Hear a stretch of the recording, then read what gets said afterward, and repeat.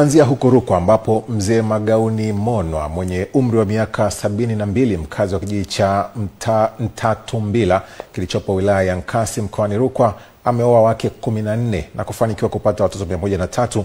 Familia ya mzee huyo inatajwa kuwa kubwa, huku ubaguzi wa rangi ukihusishwa kuwakwamisha baadhi ya watoto katika familia hiyo. Taarifa hii ya Amos Wilson kutokea Rukwa inafafanua zaidi.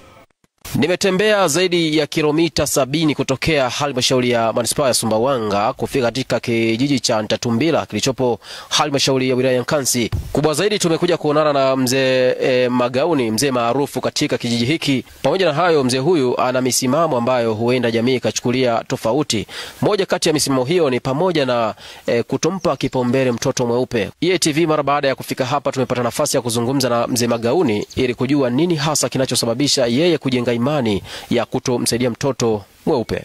Kwa kweli mimi sawa kusomesha weupe nilishindwa kweli. Kwangu mimi wanaishia kuchunga na kuolewa. Hiyo ni biashara.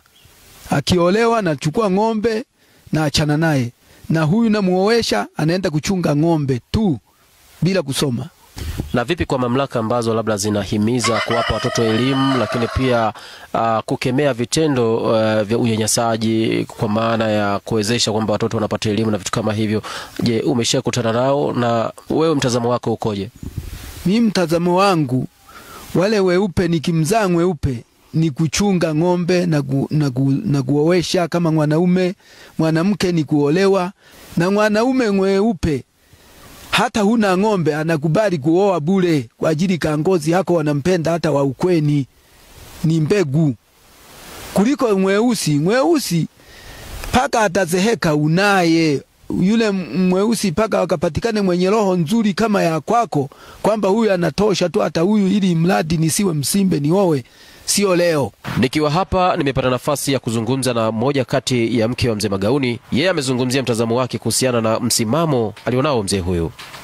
Tulikaa tukamshauri weusi watoto wote wasome, mwenyewe akakataa. Weupe ni wa kuolewa, weusi pia wa kusoma shule. Alisema hivyo mwenyewe, alishapenda hivyo. Nasoma masomo ya sayansi.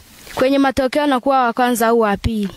Hata kama umeshaenda mjini unakuta ameandika hapa hamna kupita, wewe unapita kama hujasoma. Namshauri baba asomeshe wenzangu wawe kama mimi. Mzee Magauni, mimi ni mwandishi East Africa TV ambaye nimekutembelea hapa. Kwa rangi yangu hii ningekuwa mwanao, nafasi yangu ni ipi katika familia yako? Yaani wewe ningekusomesha paka dakika ya mwisho. Maana hata ng'ombe zangu ziishie kwako sawa, kwa ajili na wewe upate haki, peleni utakuwa mweupe. Swali la kujiuliza ni kwamba wewe unayefuatilia taarifa hii ni kwamba ungepata nafasi ya kuzaliwa katika familia ya mzee Magauni, nafasi yako ingekuwa ipi katika familia hii? Kutoka hapa katika kijiji cha Mtatumbila ilipo familia ya mzee Magauni, mimi ni Amos Wilson wa EATV.